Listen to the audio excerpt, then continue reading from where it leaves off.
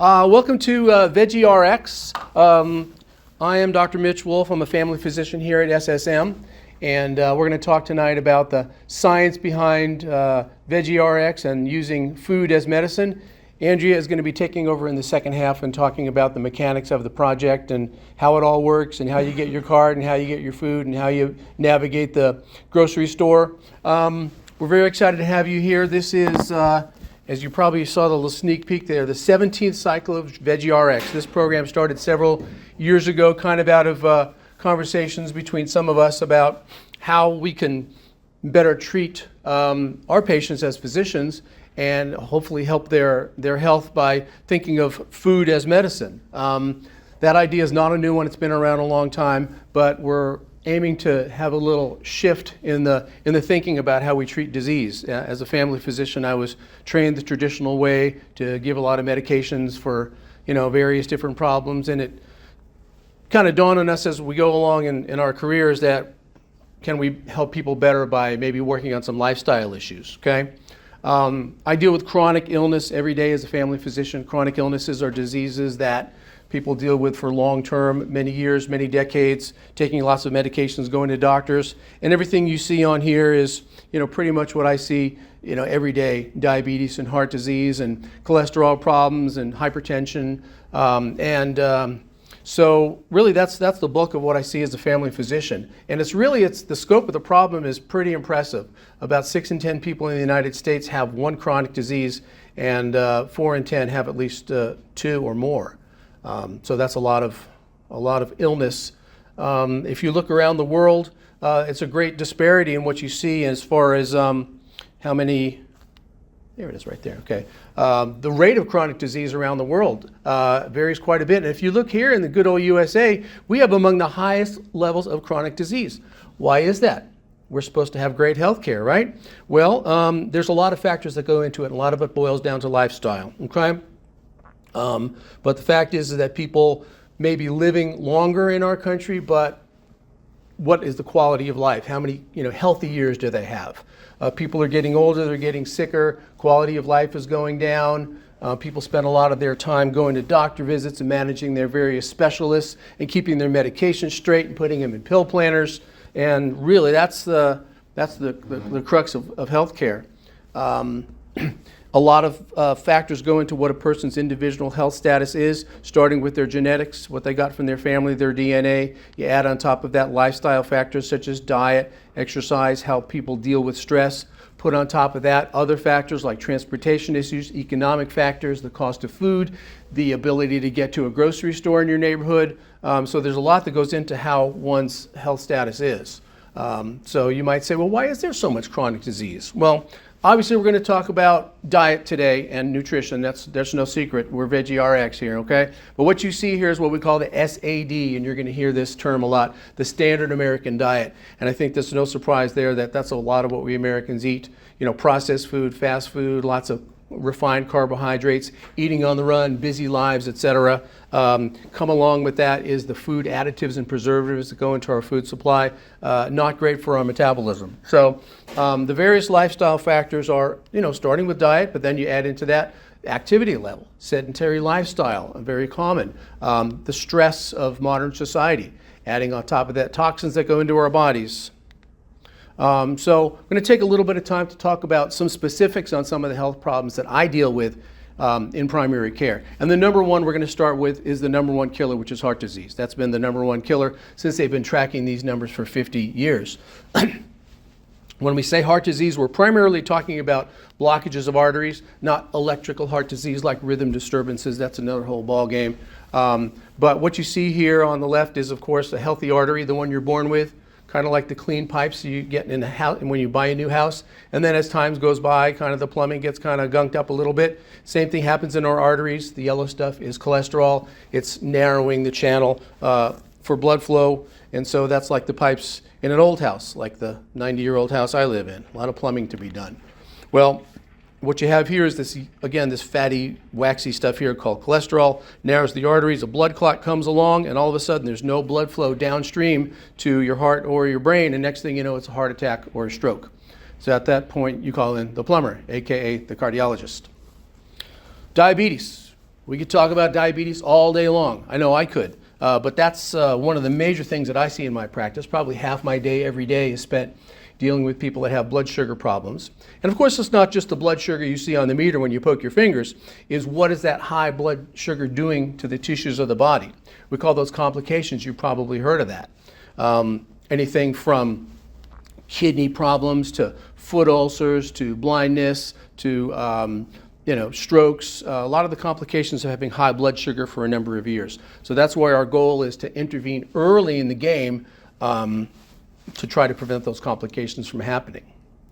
Hypertension, otherwise known as high blood pressure, another common thing that we see, and pretty much it happens more as people get older because the arteries get stiffer as people get older from calcium deposits, and the heart has to generate a higher pressure to get blood to the vital tissues of the body. And the same thing here. What are the complications of the high numbers? It's not just they pump up the cuff and it's 180, well, I feel fine. You may feel fine, but what's going on is damage to the blood vessels, increasing the risk of heart attacks, heart failure, there we go, strokes, kidney problems.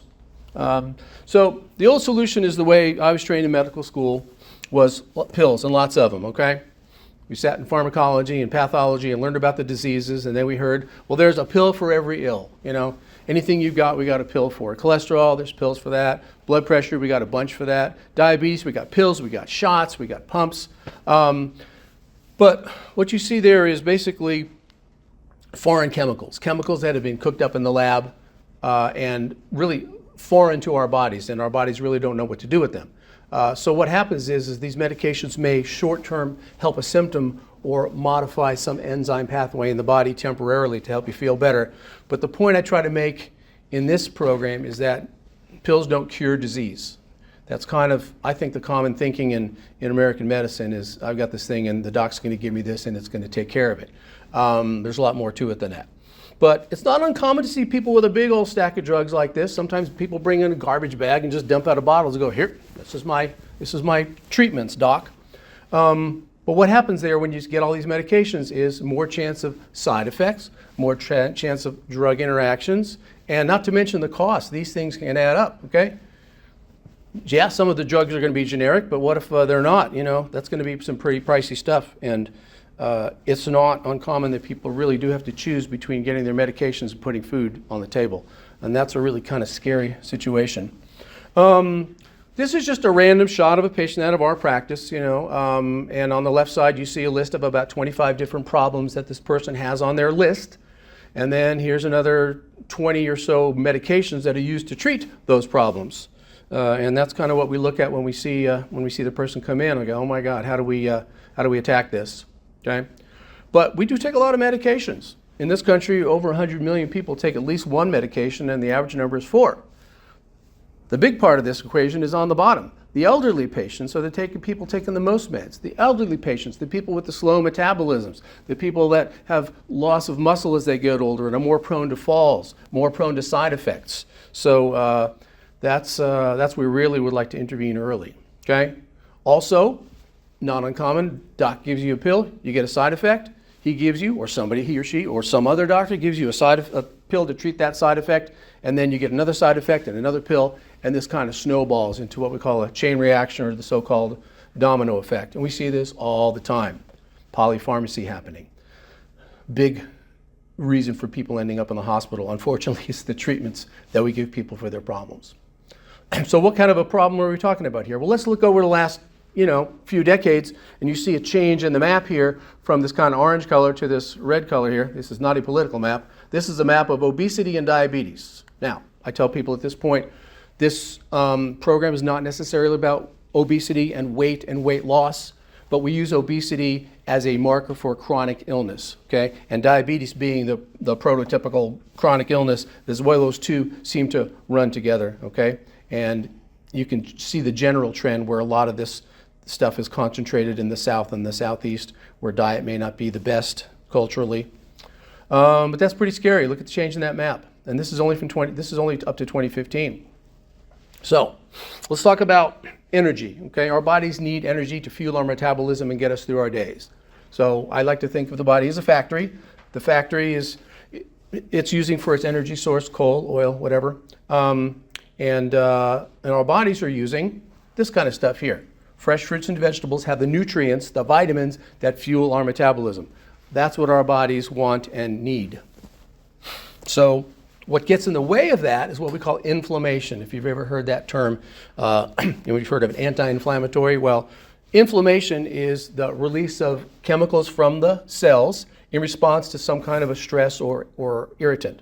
Now, in the short term, inflammation is good. It can help you fight off an infection or get rid of a parasite or heal up a wound or a sprain or a strain.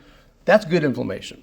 But those same chemicals chronic inflammation can lead to disruptions in metabolism and the chronic illness. So I would say to you that if you look at all of these diseases that are on here, I would say to you the central problem really is one thing. It's inflammation in the bloodstream from lifestyle and diet and inactivity and things like that kind of show up as all of these various different so-called individual diseases. So you see how a lot of this is tied in. So what are the causes of inflammation? Well, again, let's go back to the SAD, standard American diet, refined carbohydrates, white fluffy carbs that your body turns right into sugar. In the process of making these foods, chemicals are added, preservatives, flavor enhancers, color enhancers, so it looks good when they advertise it on the sign at the fast food place. But unfortunately, nutrition suffers. So other things that make their way into our bodies coming through the environment, pesticides and whatnot, stuff that we breathe in through our lungs goes right through our lungs and makes it into our bloodstream. Okay? Toxins that we voluntarily put into our bodies. Stress is a big factor. Stress, again, is something that can be helpful in the short term. You're getting through a rough point in your life.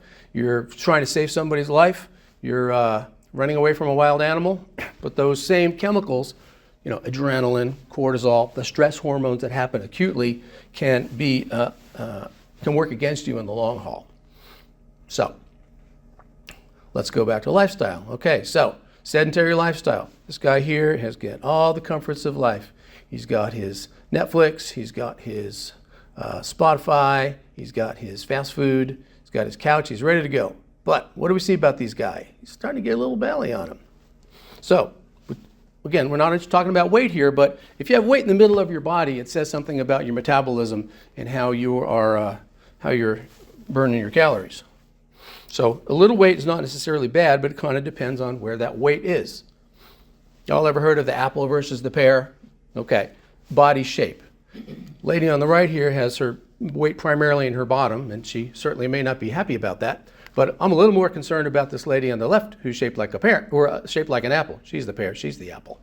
The weight is in the midsection. And when you see that, put your x-ray goggles on, and you'll see what's happening is fat is actually surrounding the organs, the intestines, the organs of the body, and leading to that inflammation which disrupts metabolism, messes with insulin sensitivity, and can increase one's risk of a whole slew of conditions, including cardiovascular disease and diabetes. Kind of scary. This is scary too. This is basically the next generation. This is the kids nowadays who were raised on Netflix and video games and fast food and probably not outside riding their bikes every day like we were, guys, right? That's right. Things have really changed. So what you're seeing now, starting to see, is basically an epidemic of certainly diabetes and obesity in the young folks. So the next generation is going to have a really rough time if nothing changes. So what should we be putting in our body? Well, you've probably heard of whole foods and processed foods. Whole foods, not the grocery store, but a whole food is a food that you can hold in your hand and you know what it is as one ingredient. It's an apple, it's a cucumber, it's an orange, okay? You don't need a label to tell you what's in it because it came from the earth with only one thing, including lots of vitamins, okay? Then you go to a processed food, which you've probably seen this at the grocery store. You read the side of the package and you get this whole list of preservatives and enhancers and chemicals you can't even pronounce. Your body does not know what to do with that stuff, okay? Makes your food look good and last long, but it's not doing good things for your body. So those artificial chemicals are really no different than the artificial chemicals we talked about earlier, the medications we put in ourselves, okay? So we have a choice. This is where we're going to start thinking outside the box a little bit, a new solution. This guy's Hippocrates. He practiced 5,000 years ago. You've been to the cafeteria here. It says on the side of the wall there, let food be thy medicine. Okay? They knew a long time ago, before we ever had atenolol and lisinopril and Lipitor and Ozempic and all that sort of stuff, that we can treat disease other ways, and that would be with food. So let's think of food as medicine, because those are the nutrients that our body wants, all that nice, colorful, fresh stuff that comes from the earth. So we're going to talk a little bit about what our traditional diet is and how we can do things a little bit differently. So there's a standard diet, lots of carbs, food additives, etc. You probably have heard of the Mediterranean diet, which is really, I think, the best program out there for keeping cardiovascular disease under control. Populations around the Mediterranean, the French, the Italians, they're eating great over there, right? But they also have less heart disease than we do. Well, let's see what they're eating. Lots of stuff from the sea, fresh fish, lots of other healthy proteins, lots of whole grains as opposed to refined carbohydrates, fresh fruits and vegetables, produce, okay? Nuts, healthy oils, healthy fats. Okay, not all fats are created equal. There's some good ones and some bad ones. And you're going to hear about that a lot from Andrea in some of her talks. And not all proteins are, created equal.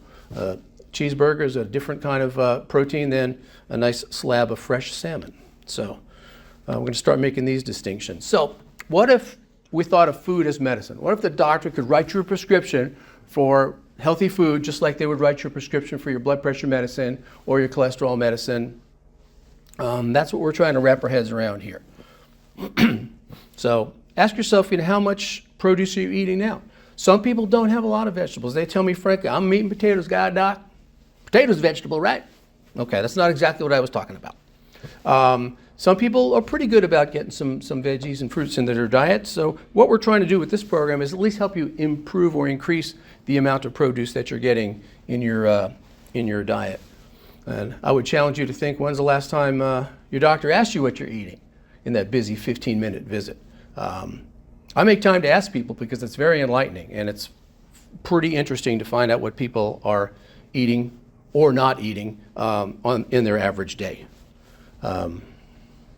So you've seen the pyramid. We've seen this since we were kids.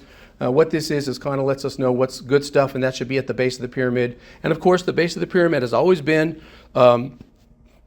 fresh fruits, vegetables, whole grains, stuff that comes from the earth, stuff that grows in the ground with all of its nutrients before it's been processed. Healthy proteins, lean meats, up the ladder a little bit, meats and sweets, stuff that's okay once in a while. They make a good point here, and I like it, about including drinking enough water, because a lot of people do not drink enough water. I know because I ask people. I also tell them that I have an alarm on my phone 3 times a day to remind me to drink water, because I'm a very busy guy and I forget, and I tell them to do the same thing. Everybody has one of these silly things. We can use it to our advantage. The other thing at the base of the pyramid is movement. Very important. You see these people playing sports and dancing and also socializing with each other. Social interaction, very important for one's physical and mental well-being. So, you've probably seen this anywhere in the United States, one fast food joint after another. Fast food is cheap and easily available and convenient, but it's lacking in nutrition.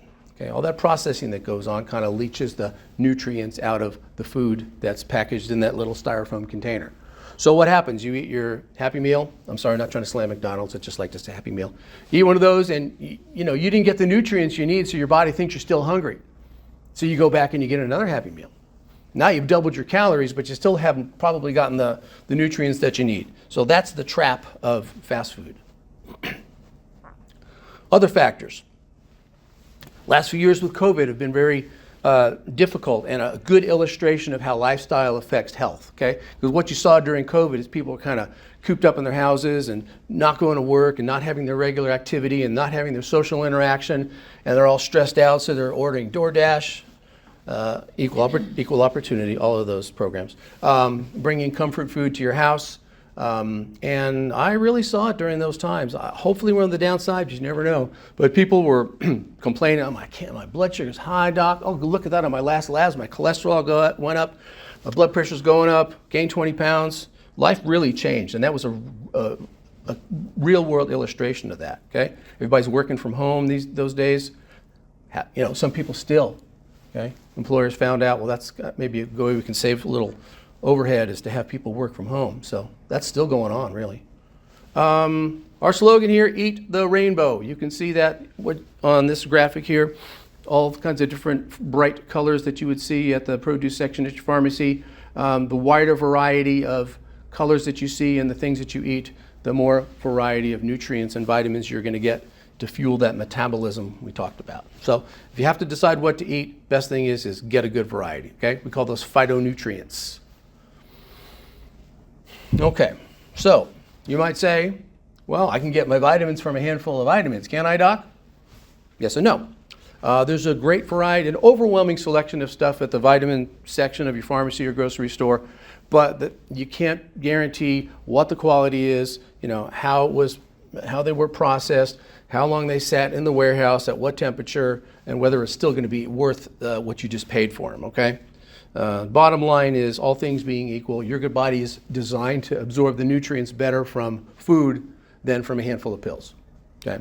I mean, if you wanted to, talk about supplements, I have some well-vetted brands that I recommend in my practice, but by and large, try to get it from the food. If you look at all the various vitamin groups that you've all heard about, just about everything can be found in something healthy that grows from the earth. Any questions so far? I know I talk real fast. My parents are from New York. Anyways, let's talk about Veggie Rx, because we're really excited about this, okay? This is a program that's going to get healthy food into your hands. We're going to give you vouchers for a certain amount of fresh fruits and vegetables from our partner grocery stores, where you can get it something every week for 12 weeks, and not just get the food, but also there's going to be a lot of nutrition involved that you're going to hear from Andrea about the various various education programs that are going to be coming down the way. But the point is that this may be a 12-week program, but we want to give you skills that you can use from this point on down the road. How to shop, how to put meals together. You're going to get a lot of education on that. We'll give you the raw materials initially, okay? So let's give a little shout out to Fire Lake, who's been a great partner and kind of rolling with the punches with us to kind of get the bugs worked out of this. And I think it's a pretty good system right now. Andrea is going to tell you all about how the card works and how to get your funds and how to get your food. And also SSM, which is now kind of bankrolling this project to make sure that everybody gets their materials and everybody gets their lab tests done, which we'll talk about in a minute. But education is going to be key, and there's going to be a lot on the Facebook group that Andrew's going to tell you about. She's going to talk about how to navigate the grocery store and how to put meals together and how to eat on the run and how to snack healthy and make it easy and how to involve your kids in meal prep, which I think is a fine idea. So we're going to check some numbers. You probably have already had some blood work done. If not, you will. Vital to this program, you're going to hear about that, to be able to track people over this 12 weeks and demonstrate that we're continuing to provide benefit. We've seen a lot of people help their numbers, their cholesterol numbers, their blood pressure numbers, blood sugar, best case scenario, getting off medications by improving diet. We're thrilled to hear that, okay? But we're looking at things like blood pressure and fasting blood sugar. Andrea is going to talk to you about the different subfractions of cholesterol, the good, the bad, that sort of thing. So we're not trying to create any vegetarians or vegans in this program. That's not our goal. We want to help you add to what you're already putting in your body to help your health status and hopefully help you live a long and healthy life. So I challenge you to think about food as medicine and having the doctor just write your prescription like they would write you any other medication. And with that, I think that's it. I'm going to leave that up there because I like that graphic.